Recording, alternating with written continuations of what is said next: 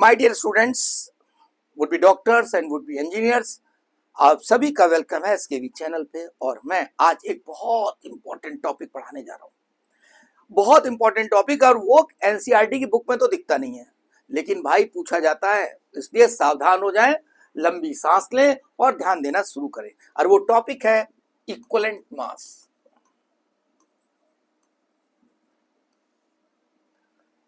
Equivalent mass बहुत अच्छे से समझिए।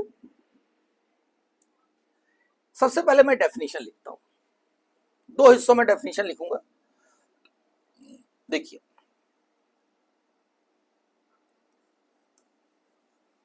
The mass of a substance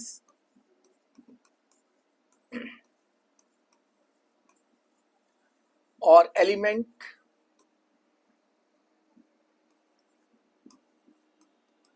which is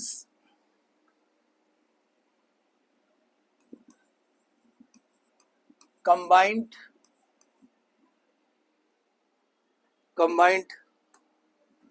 with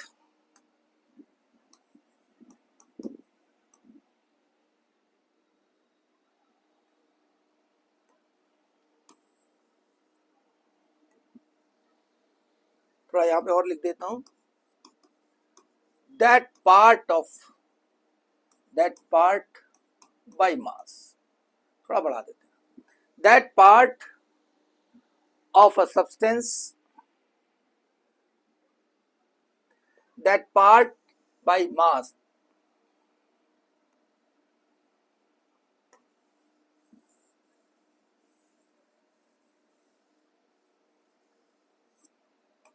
that part of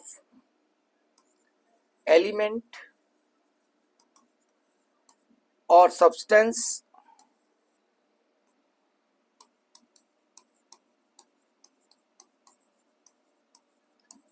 by mass,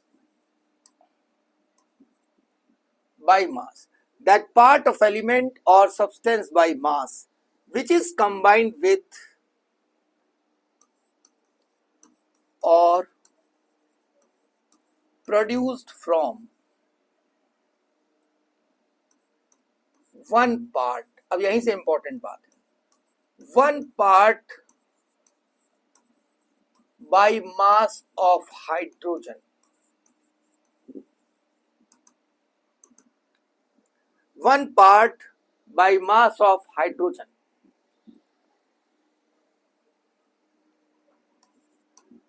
is known as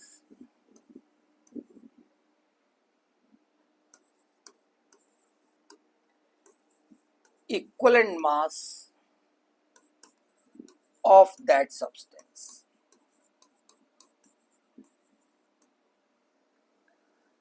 ये definition बहुत important है, इस डेफिनेशन पे नजर रखनी पड़ेगी।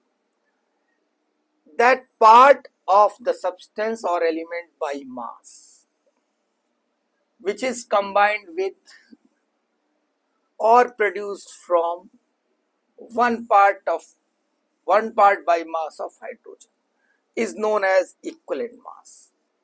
That's the most important।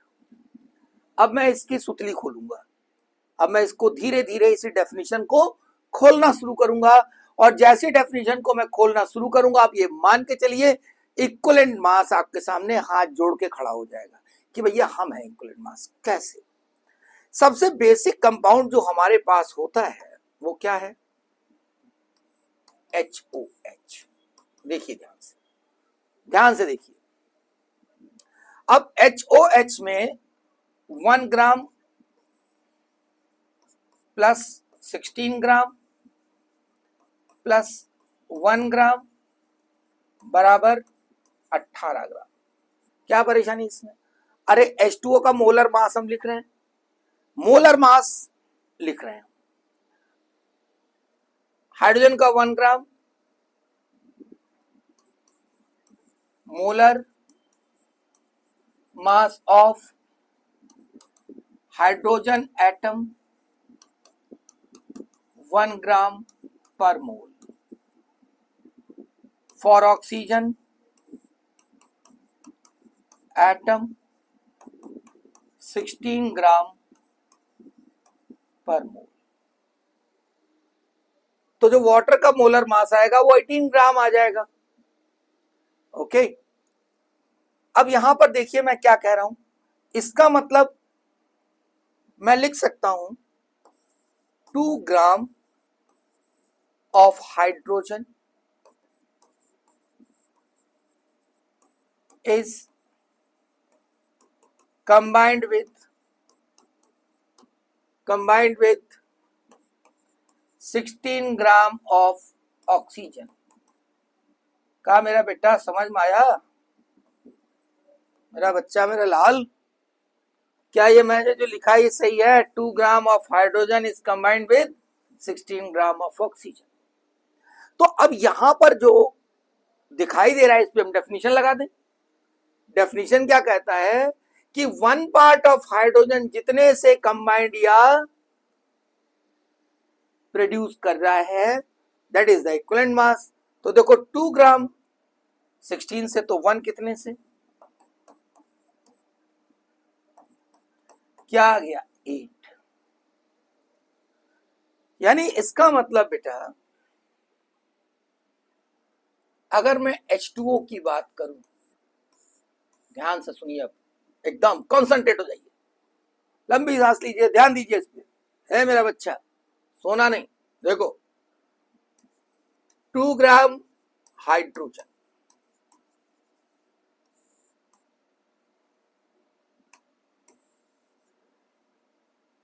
Combined with 16 gram of oxygen. क्या मेरी बात समझ में आ रही है?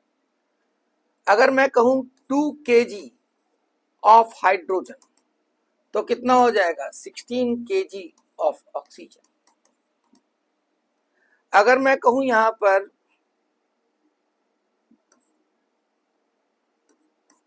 1 kg, पहले कुछ और कर देता हूं, 20 ग्राम तो कितना हो जाएगा 160 ग्राम ऑफ ऑक्सीजन। यानी इसका मतलब ये हुआ कि रेशियो चल रहा है कि नहीं चल रहा है। इसका मतलब ये हुआ कि 1 ग्राम कितने से 8 ग्राम से। अरे भाई 2 ग्राम अगर 16 ग्राम से कर रहा है, 2 kg 16 kg से करेगा, 20 ग्राम है 160 ग्राम से करेगा, क्योंकि यही तो रेशियो है। तो 1 ग्राम हम कहेंगे 8 ग्राम से करेगा। यानी इसका मतलब 1 पार्ट, ध्यान से देखिए, 1 part by mass of hydrogen combined with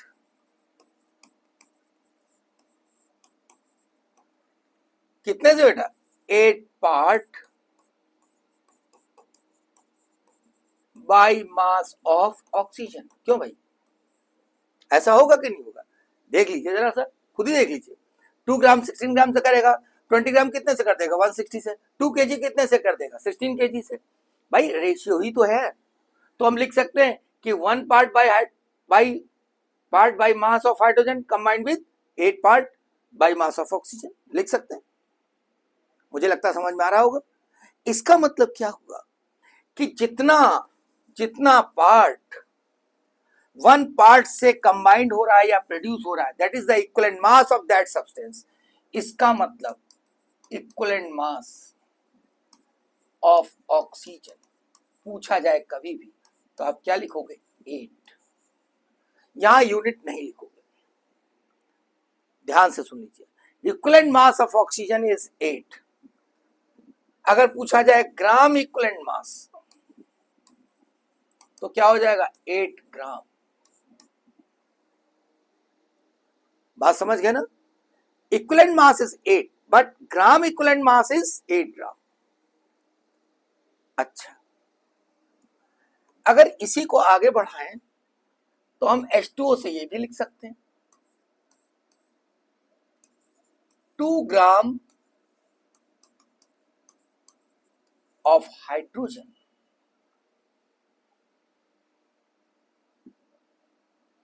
will provide कितना 18 ग्राम ऑफ वाटर। क्या ये बात सही है कि नहीं बताइए? ये बात सही है कि नहीं बताइए? 2 gram of hydrogen will provide 18 gram of water. यहां से चेक करो सही है।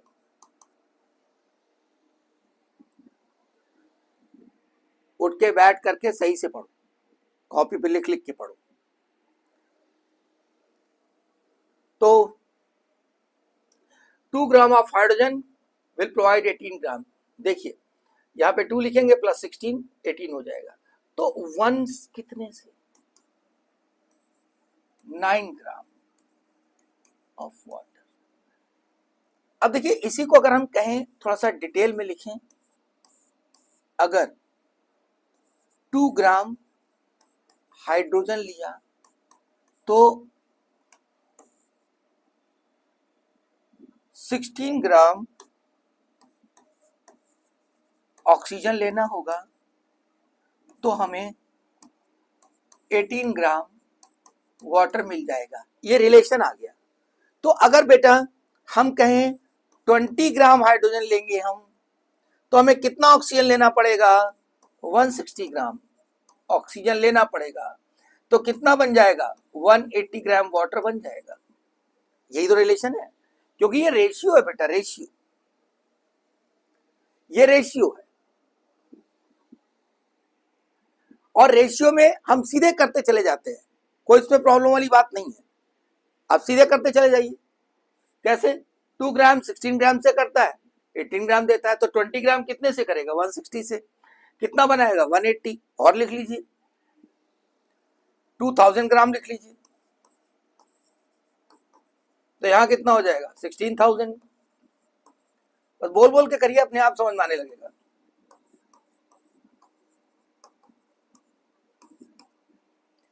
अब इसी को 2000 जो लिखा हुआ है, इसको हम क्या 2 kg नहीं लिख सकते हैं?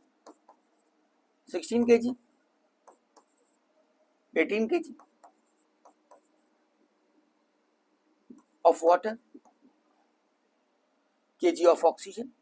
मैं ये कहना चाहता हूं, सीधी सीधी सी बात है बेटा, कि अगर हम रेशियो देखें तो क्या आ रहा है? 1 ग्राम या 1 part of hydrogen will combined with 8 part of oxygen will provide 9 part of water. देखिए यहां पे अगर 1 ग्राम लिखोगे तो यहां कितना आ जाएगा? 8 ग्राम। तो यहां कितना आ जाएगा? 9 ग्राम।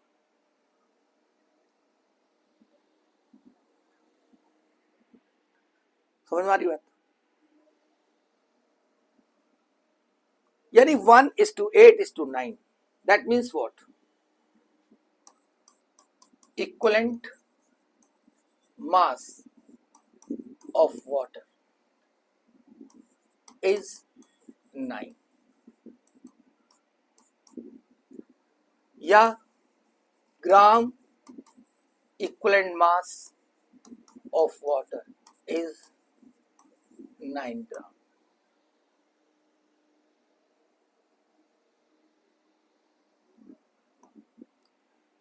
यानी हमको जो पता था इक्विवेलेंट मास ऑफ हाइड्रोजन की अगर बात करें, तो इसको एक तरीके से एज्यूम कर लिया गया 1, ये मान लिया गया 1, यानी 1 is the equivalent mass of hydrogen. और इसकी हेल्प से क्या हुआ? निकाला गया इक्विवेलेंट मास ऑफ ऑक्सीजन। कितना आ गया? 8।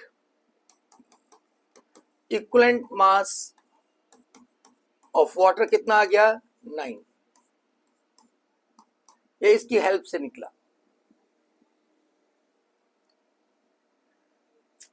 इसको जरा दूसरी तरीके से देखते हैं। हाइड्रोजन ऑक्सीजन से कंबाइन कर रहा है और वाटर बना रहा है, रिएक्शन को बैलेंस किया जाए।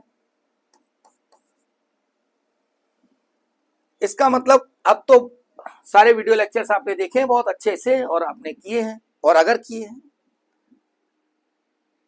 सिर्फ देख के नहीं, अगर आपने उस पर किया है तो आपको moles two moles calculation clear होगा। यानी ये क्या कह रहा है? 1 mole of hydrogen that means 2 gram will react with half mole of oxygen. Half mole of oxygen मतलब 32.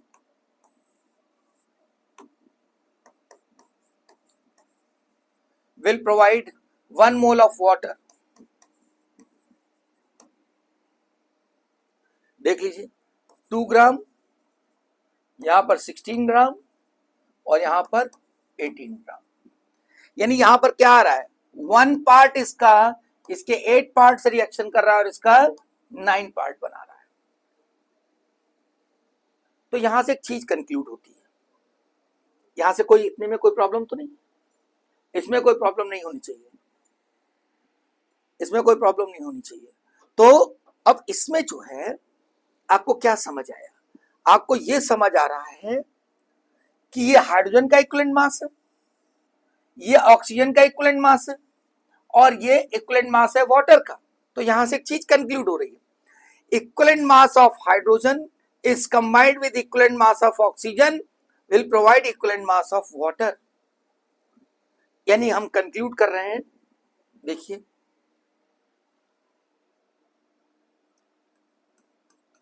equivalent mass of one substance will react with equivalent mass of an other substance and the mass of the product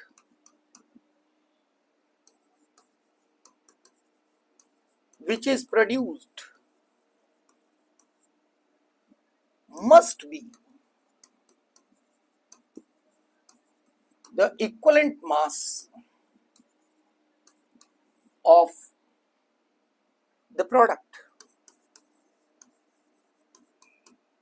बहुत important, इस line को बार बार पढ़िए और देखिए conclude क्या हुआ, कितनी बढ़िया चीज कंक्लूड हुई है।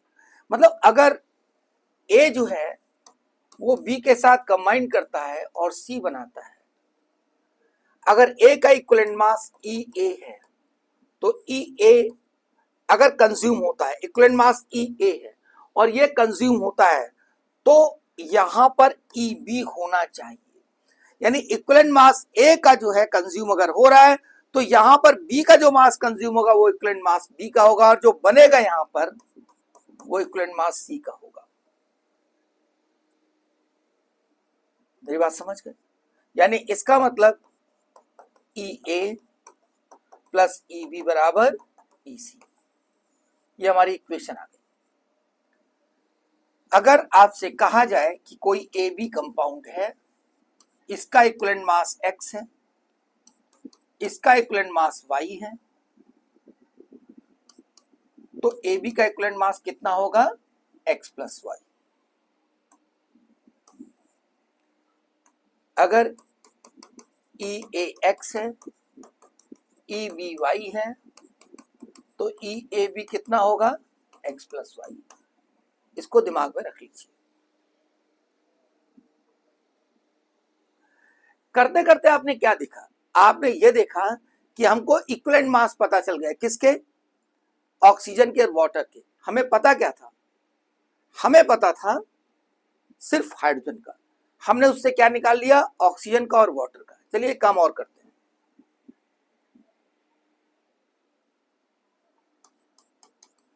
इक्विवेलेंट मास ऑफ क्लोरीन निकाला जाए।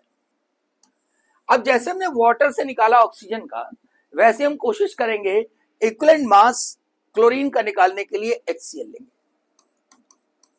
HCl ले लिया हमने, ठीक है। अब HCl हमको पता है, अगर इसका हाइड्रोजन का हम 1 ग्राम लेंगे तो हमें क्लोरीन कितना लेना पड़ेगा, 35.5 ग्राम लेना पड़ेगा। और कितना बन जाएगा, 36.5 बन जाएगा। इसका मतलब मैं क्या कह रहा हूं, मैं कह रहा हूं कि क्लोरीन का 35.5 पार्ट कंबाइन कर रहा है 1 ग्राम से। मैं इसको लिख ही देता हूं जिसमें आपको दिमाग में ये बैठे। 1 part by mass of hydrogen combined with 35.5 part of chlorine. इसका मतलब ये हुआ कि हमको यहां से ये पता चल गया बेटा क्लोरीन का इक्विवेलेंट मास। हाँ, ये भी ध्यान रखिए, ये 35.5 आ गया। ये भी बात ध्यान रखिए, यहां इस केस में Cl2 और Cl का कोई मतलब नहीं है। यहाँ Cl2 लिखा है तब भी इक्विवेलेंट मास होगा, या Cl लिख दिया जाए तब भी 35.5 होगा। ध्यान रहे, इंपॉर्टेंट बात है, यहाँ Cl2 और Cl का कोई मतलब नहीं है। यहाँ पर इक्विवेलेंट मास Cl का जो है वही Cl2 का इक्विवेलेंट मास होगा। ऐसा नहीं इसको 2 से मल्टीप्लाई कर दिया। इक्विवेलेंट मास Cl2 का 35.5, equivalent mass of Cl is 35.5, क्योंकि ये वेट बाय वेट एनालिसिस है। और ऐसे ही 1 part of hydrogen by mass gives 36.5 gram of HCl। देखो इसका मतलब 36.5 part of HCl by mass. तो इसका मतलब क्या हुआ, इक्विवेलेंट मास ऑफ HCl आ गया 36.5। यानी इसका मतलब अगेन हमारा अचीवमेंट हुआ कि equivalent mass of hydrogen is 1, equivalent mass of Cl2 is 35.5, equivalent mass of HCl is 36.5। और पहले हम लोगों ने निकाल लिया है ऑक्सीजन का 8। अब देखिए वही बात, इक्विवेलेंट मास ऑफ O2 लिखा हो या O लिखा हो, एक ही बात है। इक्विवेलेंट मास में कोई लफड़ा नहीं, इक्विवेलेंट मास का कोई चक्कर नहीं, इक्विवेलेंट मास वही रहेगा। ठीक है। अब देखिए equivalent mass of water 9।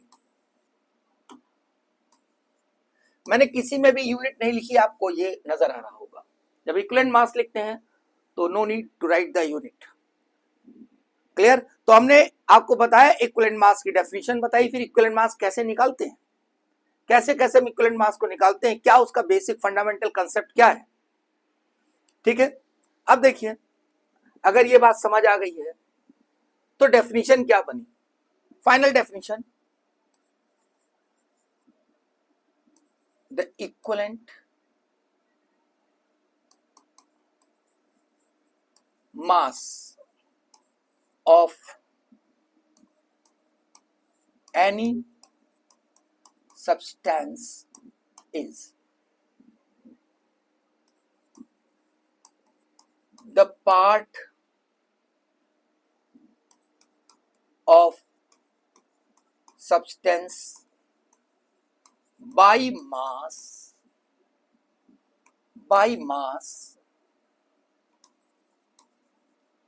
which is combined or produced from 1 part of hydrogen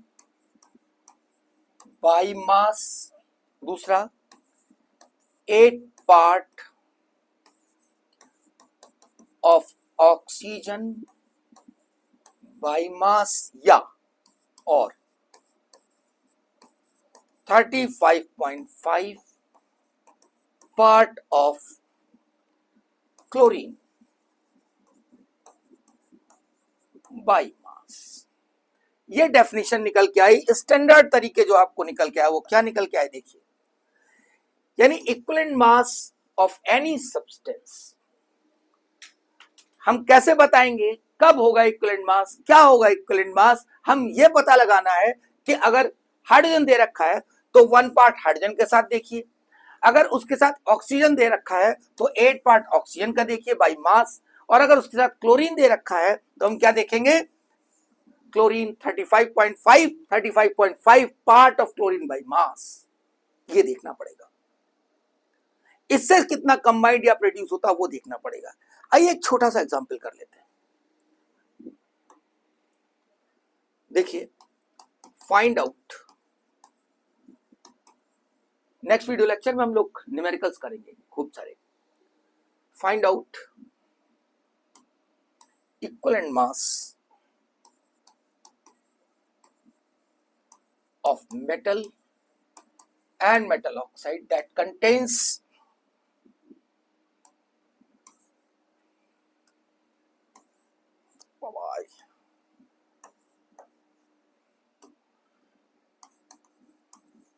that contains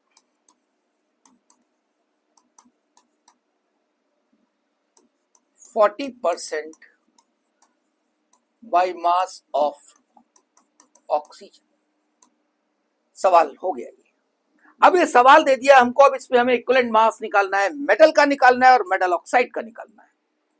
ठीक है, आइए अब करना क्या है। देखिए, ये रहा मेटल ऑक्साइड, ये मेटल ऑक्साइड लिखा है, हमको पता है 40%, यानी अगर ये 40 ग्राम है ऑक्सीजन तो ये कितना होगा, 60 ग्राम। क्यों भाई, 40% बाई मास है तो इसका मतलब क्या, 40 ग्राम ऑक्सीजन होगा और 60 ग्राम मेटल होगा, क्योंकि परसेंट में दे रखा है। तो अब जरा देखिए, इसी को लिख लिया जाए, 40 gram combined with 60 gram of metal, तो 1 ग्राम कितने से होगा, 60/40। तो अब ऑक्सीजन का इक्विवेलेंट मास क्या होता है, 8, या कहते हैं 8 पार्ट। 8 से कितना, 60/40 इंटू 8, क्योंकि 8 से जितना कंबाइंड होगा, 8 से जितना कंबाइंड होगा वही इक्विवेलेंट मास मेटल का हो जाएगा। तो 512, यानी इसका मतलब आ गया equivalent mass of metal is 12 and metal oxide, अब चाहे आप जैसे निकाल लीजिए, चाहे आप इस तरह निकाल सकते हैं या दूसरा इस तरह निकाल सकते हैं।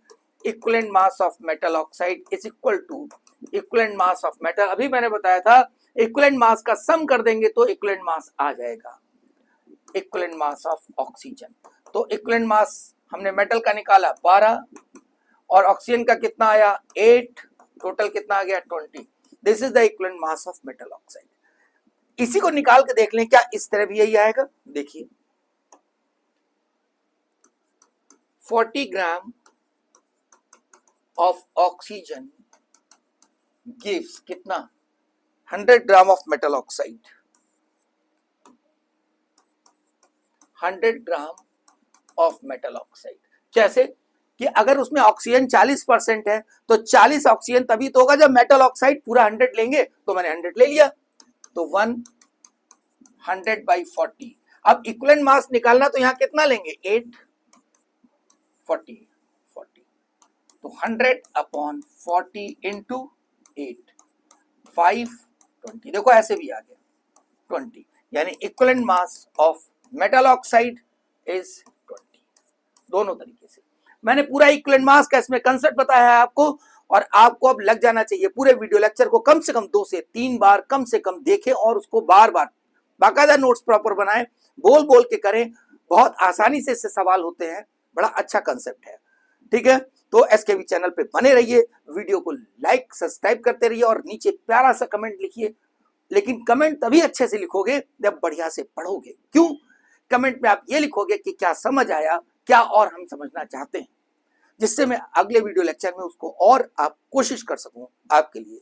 ठीक है, दैट्स ऑल।